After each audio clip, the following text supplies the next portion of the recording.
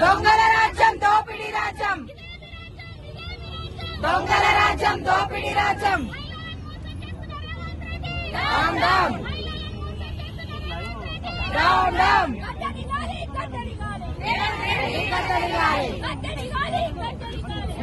రెడ్డి గద్దెదిగాలి, రేవంత్ రెడ్డి గద్దెదిగాలి.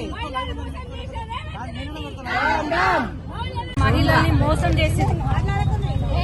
ఏవైతే మహిళలకు ఇస్తా అన్న పథకాలు ఏవైతే ఆశ పెట్టుకొని మహిళలు నిన్నటి నుంచి ఎదురు చూస్తున్నారో వాళ్ళకి నిరాశ మిగిలింది.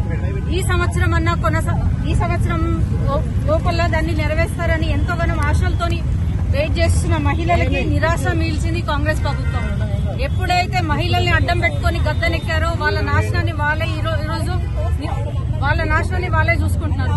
మహిళలకు ఇస్తా అన్న 2500 సంగతి నిన్న బడ్జెట్ లో అసలు దాన్ని ప్రస్తావించడం కూడా జరగలేదు.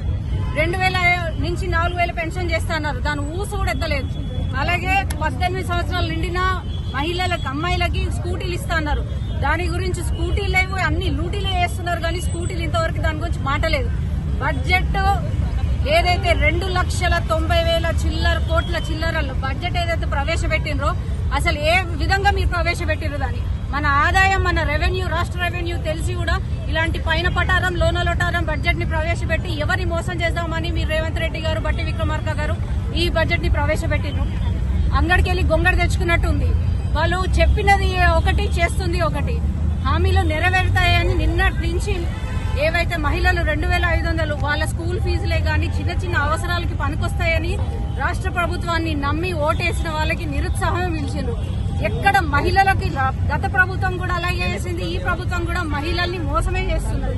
గత ప్రభుత్వం కూడా అది చేస్తాం ఇది చేస్తామని గద్దెనెక్కింది. ఇప్పుడు కూడా ఈ ప్రభుత్వం కూడా అదే వాగ్దానాలను పెట్టుకొని గద్దెనెక్కిన వాళ్ళు ఆ గద్దెనెక్కిన తర్వాత మహిళలకు సంబంధించిన బడ్జెట్ ని మాత్రం విస్మరించినారు. అసలు ఏ రూపంలో ఈ బడ్జెట్ ప్రవేశపెట్టినారు? ఎక్కడ న్యాయం జరుగుతుంది? అసలు మీరు కొత్తగా ఏ బడ్జెట్ లో ఏం కొత్తగా జరిగింది? ఏ ఉన్నాయో దాన్ని అటు తిప్పి ఇటు తిప్పి బాహుబలి చిత్రంలో ఏదో పెద్ద స్క్రీన్ ప్లే డైరెక్షన్ లో అది విడుదల చేసినరే కానీ దానికి నిజంగా వాస్తవం అనేది ప్రజలకు తెలిసిన విషయం. మేము భారతీయ జనతా పార్టీ నుంచి డిమాండ్ చేస్తున్నాము, ఖచ్చితంగా రాను